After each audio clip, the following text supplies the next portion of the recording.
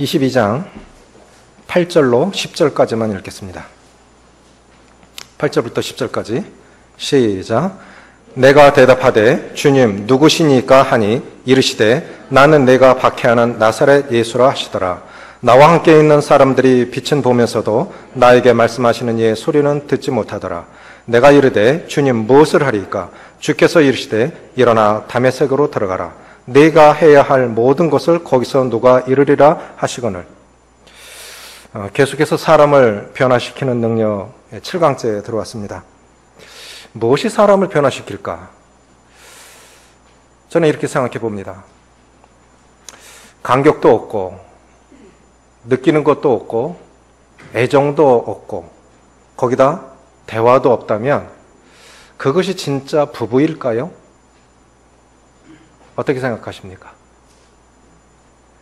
부부로 살아가는데 애도 낳고 일상의 삶, 직장 다니고 살림 살고 애 키우고 다 잘하는데 서로에 대한 애정도 없고 느낌도 없고 거기다 대화까지도 없다.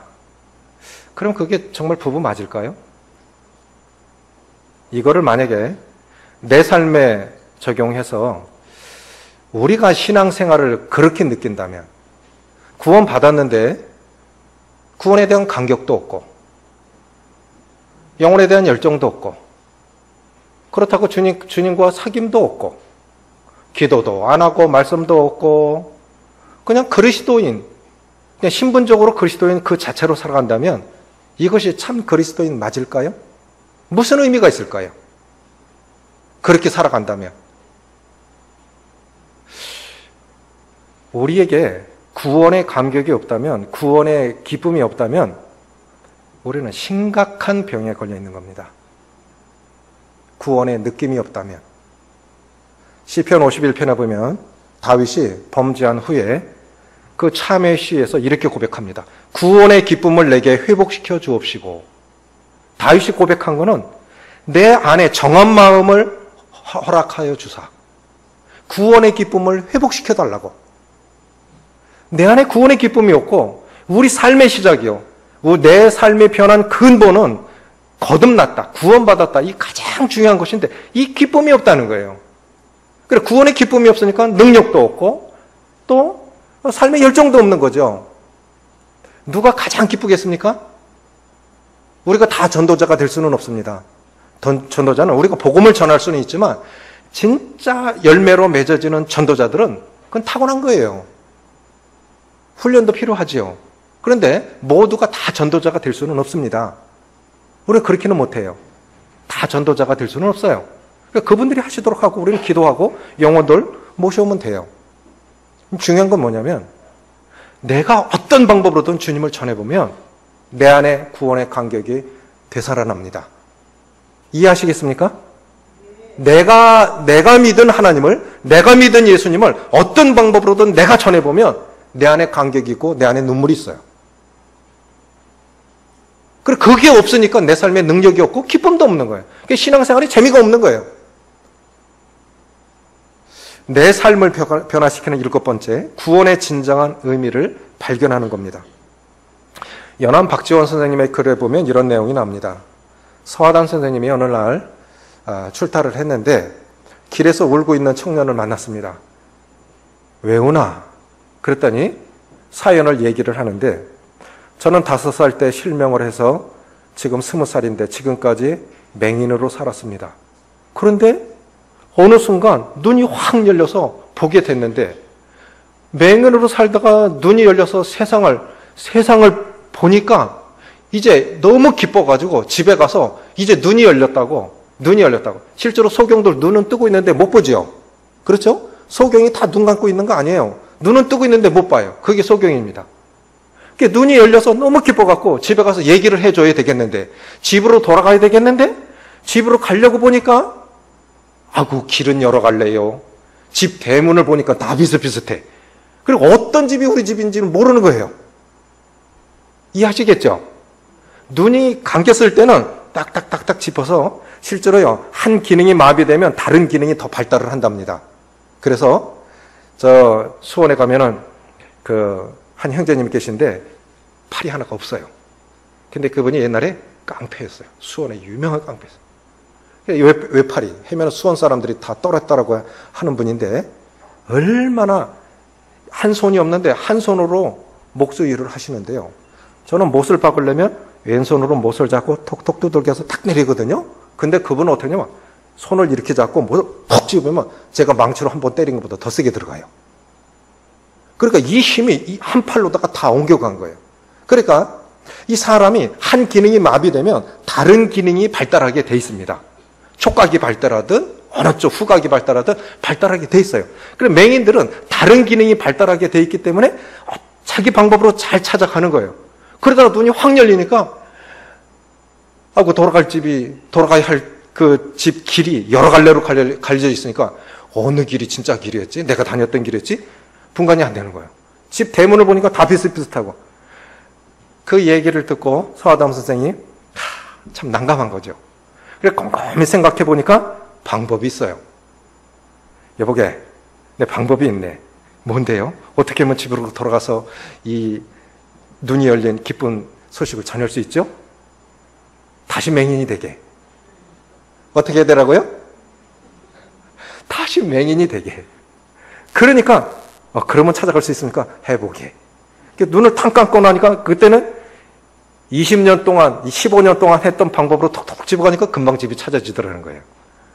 이게 뭐냐면 어설프게 눈을 뜨면 장님으로 사는 것만 못합니다.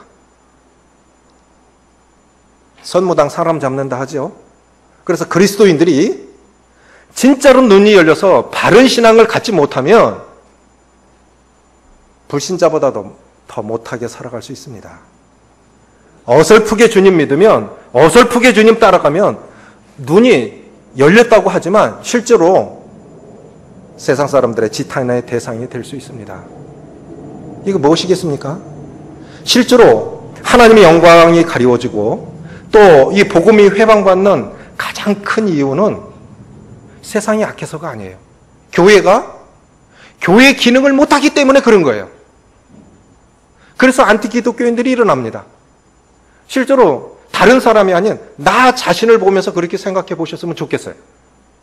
우리는 늘 다른 사람, 다른 교회, 큰 교회 뭐 이렇게 손가락질 하잖아요. 그게 아니고 내가 바로 살지 못해서. 그래서 김수환 추기경이 내 탓이요. 실제로 우리가 어찌할꼬 하는 그 고백이 왜 이렇게 안 변하지? 내가 변하면 간격이 없어요. 구원의 간격이 없어요. 그래 영혼을 봐도 불쌍히 여기지 않는 거예요. 누가 죽어가도 그 누구 죽었어? 몇 명 죽었대? 이제 몇 명 죽었으면 뭐 그 신문에 날 일도 아니에요. 하도 많이 죽으니까. 왜 이렇게 무디해졌을까? 왜 이렇게 무디해졌을까요? 이게 바른 신앙이 아니고 이게 건강한 것이 아니다라는 거죠. 그래서 이 구원의 진정한 의미 세 가지만 말씀드리겠습니다. 첫째는 구원의 진정한 의미가 뭐냐? 인생의 참 주인을 발견하는 겁니다. 따라해 보십시오. 인생의 참 주인을 발견하는 것이 구원의 진정한 의미다. 우리는 자주자주 이걸 잊고 삽니다. 인생의 참 주인을 발견하는 것이 그것이 진정한 구원의 의미예요. 여전히 내가 주인이에요. 우리는 언제 내가 내 인생의 주인일 수 없다고 하는 것을 절감하는 때가 언제입니까? 우리는 그걸 언제 발견했습니까? 산 가운데서 얼마나 자주 그거를 발견하게 됩니까? 애가 아파요. 40도까지 열이 올라가고. 옛날에 우리 아이도 그냥 경기가 나갖고 막 꼴떡꼴떡 넘어가는 거예요. 그때 할 수 있는 방법이 한소영님 댁에 가까우니까 한소영님 댁에 모시고 가니까, 데리고 가니까, 거기 이제 그 큰아들은 한의 데리려고 했어요. 그 자기도 독립해서 한의원을 갖고 있고. 그런데 한소영님, 그 침 딱 놓으니까 금방 열기가 딱 떨어져요.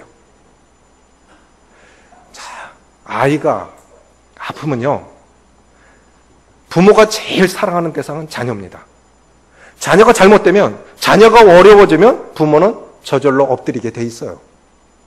저절로 엎드리게 돼 있어요. 내가 뭘 잘못했지? 주님, 제가 뭘 잘못했습니까? 저에게 무슨 교훈을 주시렵니까? 자녀가 잘못되면 부모는 저절로 엎드리게 돼 있어요. 아이가 아파요. 대신 아파줄 수도 없죠. 대신 시험을 치러줄 수도 없고 또 자녀가 어려워요. 도와줄 수도 없어요. 이럴 때 우리는 언제 내 인생의 한계를 느낍니까? 나의 한계를 어떤 때 느낍니까? 여러모로 물질적으로나 건강적으로나 정신적으로나 영적으로나 자주 우리는 내 인생은 내가 주인일 수 없다는 것을 발견하지 않습니까? 그것이 구원받았기 때문이에요.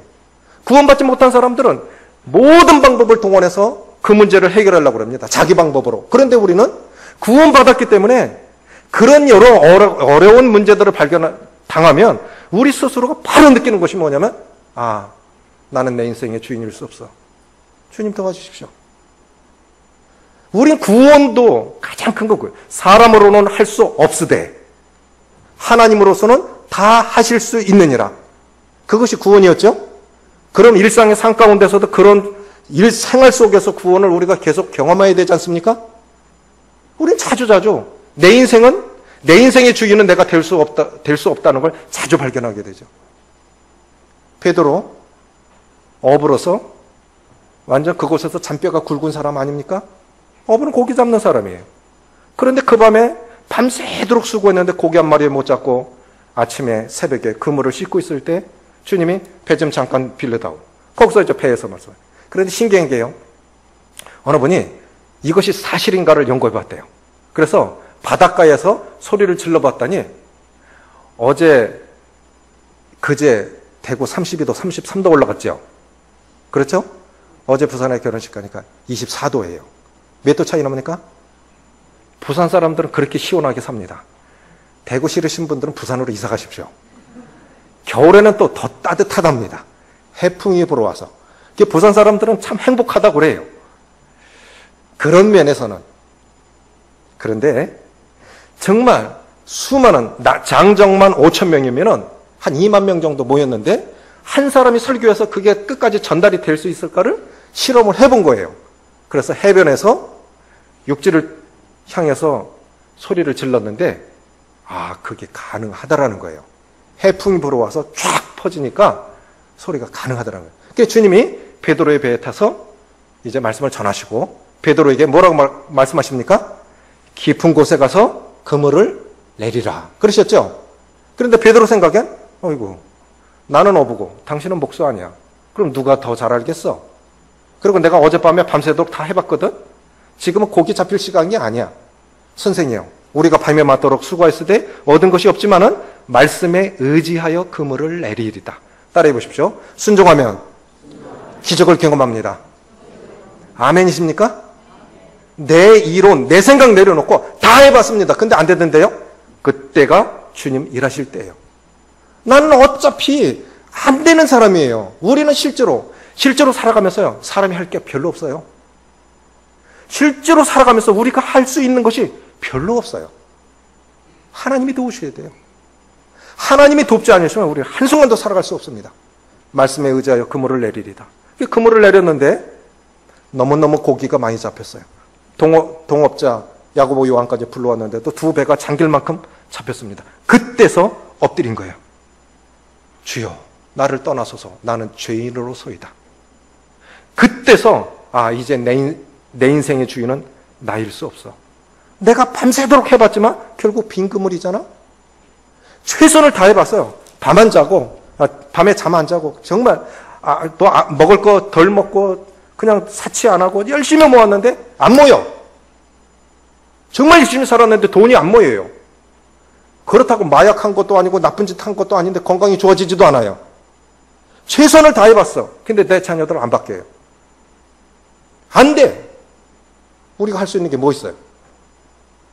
우리가 그 사람 편에서는 최선을 다하지 건성건성하는 사람 별로 없을 겁니다. 그런데 안 되는 거예요. 이게 뭐냐면 내 인생의 주인은 나일 수 없다는 겁니다. 사람들이 나를 누구로 하느냐? 어떤 사람은 예레미야, 어떠면 엘리야, 어떤 사람은 선지자 중에 하나를 하더이다. 너희는 나를 누구로 하느냐 했을 때 주는 그리스도시요 살아계신 하나님의 아들이로소이다. 주님이 내 삶의 주인이라고 인정하는 것.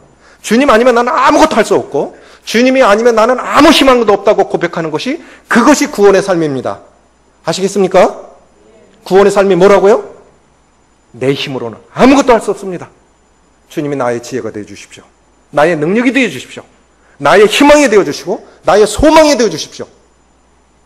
나에게 구원을 주신 것과 같이 실제적인 삶 속에서도 주님이 나에게 구원이 되어 주시지 않으면 나는 아무것도 못합니다. 내가 이렇게 살아가지만 내 인생의 주인은 나일 수 없습니다. 그렇게 고백하는 것이 그게 구원이에요. 그게 구원받았다고 하는 겁니다. 이해하시겠죠? 그게 구원의 삶이에요. 두 번째는 뭐냐면, 그러면 우리를, 자, 여기 8절 다시 읽습니다. 시작. 내가 대답하되 주님 누구시니까 하니 이르시되 나는 내가 박해는 나사렛 예수라 하시더라. 우리가 예수 믿기 전에 예수의 이름 우습게 얘기했습니다. 그렇죠? 예수를 믿어 내 주먹을 믿어라. 그런 말 하신 적 없으신가요? 저희 고향에 선교사가, 맥카피 선교사가 저희 고향에 중학교를 세우셨어요. 그분은 중학교 지으면서 그때는 지금처럼 아예 안전한 기계톱이 없어가지고, 전기톱이 없어서 굉장히 큰 목재소에서 쓰는 그걸, 미국에서 오셨으니까 기구들은 많죠. 돈도 있고. 그래, 큰 기계톱에다가 나무 잘라가면서 거창고등학교 감리사로 오셨던 분이 맥카피 선교사예요. 그런데 ADI 차관, 미국의 돈을 빌려서 거창고등학교를 지은 거거든요. 거창고등학교 명문학교죠. 그 감리사로 맥카피 선교사가 온 거예요. 그런데 다 짓고 나서 그분이 한국을 사랑하셔서 한국에 눌러앉은 거예요. 그래서 선교사가 된 겁니다. 그래서 사구동 수양관을 짓고 남사 중학교를 지은 거예요. 그런데 그 나무 자르다가 손가락 잘렸어요. 손가락 하는 거 없어요. 그러면 한국 떠날 때까지 고무신 신고 다니고 또 밀짚 모자 쓰고 소 미국에서 들여와서 그 젖소, 그때는 젖소 거의 없었죠. 젖소 들여와서 젖 짜서 그 요양원에 사람들, 폐결핵 환자들, 교회에도 뭐 추상현 의원님, 김도현 의원님 이런 분들 다 거기서 요양받고 구원받고 사역자 되신 분들이에요. 간호사들은 피고름을 입으로 빨아내고 그렇게 해서 오산 기독교 병원 세우고 그렇게 해서 그분의 한국에 기여한 공으로 인해서 박정희 대통령에게 상 받으러 갈 때도 고무신을 신고 가신 사진을 제가 봤어요. 복음이 그렇게 전해진 거예요. 우리는 복음을 어떻게 이해하십니까? 너무 쉽게. 주는 주여 누시니까 나는 네가 박해는 나사렛 예수라.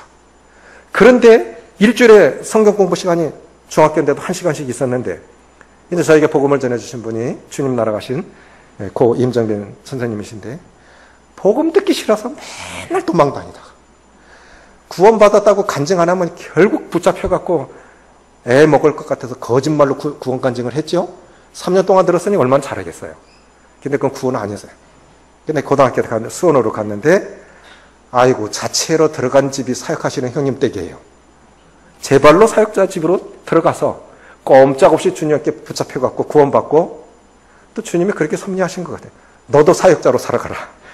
그때 붙잡힌 것 같아요. 근데 그때 복음을 들을 때 예수를 믿어 내 주먹을 믿어라. 그 선생님이 그 말 못 들었겠어요? 예? 학생들 하는 거예요. 다 들었을 거예요. 그런데 주님이 참 놀라우신 분이시죠? 놀라우신 분이에요. 저희 6남매 다 구원받고요. 저희 부모님도 다 구원받고. 저희 어머니는 제 군에 갔을 때 제가 임종을 못 봤는데 전보받고 와서 보니까 큰이모가 하시는 말씀이 네 엄마는 참 이상하다. 네 엄마는 죽을 때 이러고 죽었어. 큰이모 예수님 안 믿거든요. 이러고 죽었다. 그게 뭐냐? 제가 이등병 때 첫 휴가 나왔을 때 저희 어머님이 담서가 말기셨거든요. 복수가 차서 이래고 몸은 빼빼말로 막내 아들 휴가 왔다고 맨발로 뛰어나오실 때 그렇게 뛰어나오셨어요. 저 안아주려고. 근데 그렇게 가신 거예요. 뭘 보신 걸까요? 천사들이 저희 어머니 모시고 가려고 천사들이 오는 거예요. 주님, 저희 어머니가 그렇게 품으로 아는 거예요. 그래서 확실하게 주님 날아가셨구나. 얼마나 위로가 됐는지 몰라요. 우리 주님 무시했던 사람들이죠. 그렇죠? 우리 자녀들 보면 세상이 좋아요. 교회 와도 보면 우리 아이들 말씀 안 듣고 휴대폰 갖고 일하고 있지 않습니까? 구원이 우리 자녀들에게 정말 확실한 겁니까? 정말 구원이 확실하다면 그렇게 안 할 거예요. 그래서 정말 우리 자녀들의 구원을 다시 한번 점검했으면 좋겠고, 우리 자신들도 나 구원받았지만, 신분적으로는 구원받았지만 정말 내가 구원의 그 진정한 목적대로 살아가는가 생각해 보셨으면 좋겠습니다. 구원이 뭐냐? 내 인생은 내가 주인이 될 수 없다. 그건 뭐냐면 이제 예수님이 내 인생의 진정한 주인이시다라는 거죠. 그것이 구원의 첫 번째 의미입니다. 그럼 두 번째는 뭐냐? 10절 같이 읽습니다. 시작. 내가 이르되 주님 무엇을 하리이까? 주께서 이르시되 일어나 다메섹으로 들어가라. 내가 해야 할 모든 것을 거기서 누가 이루리라 하시거늘. 따라해 보십시오. 주님 무엇을 하리이까? 사람에게 있어서 가장 중요한 두 질문이 있습니다. 따라해 보십시오. 주님 누구십니까? 그래서 예수 그리스도가 나의 주인이 되셨다. 그러면 두 번째는 주님 무엇을 하리이까? 다시 따라해 봅니다. 주님 무엇을 하리이까? 매일매일 나 자신과 내 안에 계신 주님과 그렇게 물어보시고 답을 얻으셨으면 좋겠어요. 주님 누구십니까? 제가 살아가지만 오늘도 이런저런 일들 바쁘게 해야 되지만 저는 제 인생의 주인이 제가 될 수 없습니다. 주님이 주인이 되어주셔서 인도해 주시고 할 말을 하게 하시고 하나님께서 보시는 대로 저를 보게 해 주십시오. 그래야 교만하지 않습니다. 그래야 게으르지 않습니다. 그렇겠죠? 우리는 나를 보는 것도 다른 사람을 통해서 나를 봐요. 그래서 내가 조금 나은 것 같으면 우월감을 갖고 남보다 못한 것 같으면 열등감을 갖고, 그런데 심리학자들에 의하면 우월감과 열등감은 같은 뿌리에서 나왔다는 거예요. 같은 뿌리. 그게 뭐냐? 자존감이 낮은 거예요. 자존감이 낮은 사람들은 쉽게 교만하고 쉽게 낙심에 빠져요. 왜? 자기 가치를 사람하고 비교하니까 저 사람보다 내가 좀 나은 것 같아요. 니까지 이래버리죠. 그 내가 좀 못한 것 같으면 아이고 왜 이렇게 돼요? 나는 나예요. 내가 둘 이상일 수 없지요. 그렇죠? 그것이 진정한 나라면 이제는 주님 무엇을 하리이까? 그것이 사명에 대한 발견입니다. 주님은 수가성 여인을 이렇게 만나서 주님 자신을 밝히시고 난 다음에 나의 양식은 나를 보내신 이의 뜻을 행하며 그의 일을 온전히 이루는 것이니라. 우리가 아직 살아있어야 할 이유가 있다면 아직 남아있는 나를 향하신 사명이 있는 거 아닐까요? 그렇지 않습니까? 하나님께서 내게 하라고 하신 그 일, 그 사명, 아직 완성하지 못한 사명이 아니라면 굳이 우리가 이 세상에 더 살아야 할 이유가 무엇일까요? 일찍 죽은 사람도 많아요. 그렇죠? 그래 오늘도 우리는 살아있습니다. 왜 살아있는 걸까요? 왜 이 자리에 심으신 것일까요? 왜 그 직장을 갖고 있고 그 일을 하게 하시는 것일까요? 따라해 보십시오. 사명입니다. 유일한 이유는 사명입니다. 그런데 이제 그것을 모르면 그냥 세상 사는 사람대로 열심히 사는 거예요. 그것이 다일까요? 주님은 사람이 떡으로만 사는 것이 아니요 오직 하나님의 입으로 나오는 모든 말씀으로 살 것이니라 했는데, 그리스도인의 가치관은 이제 구원받았다고 하는 가치관에 변합니다. 세상 사는 것들 열심히 살아야 되죠. 그런데 그게 다가 아니에요. 더 중요한 건 영적인 가치관이 내 가치관으로 바뀌지 않으면 진정한 그리스도인의 삶을 살 수가 없습니다. 활동 못해도 괜찮아요. 다른 사람만큼 활동 못해도 괜찮아요. 다른 사람보다 능력이 적어도 괜찮고 또 재물이 적어도 괜찮고 건강치 못해도 괜찮아요. 남들보다 좋은 조건이 하나님 앞에 더 열심히 살아가게 하는 조건은 아닌 것 같아요. 동의하십니까? 부자라고 다 헌신합니까? 건강하다고 더 열심히 삽니까? 꼭 그런 게 아닌 것 같더라니까요.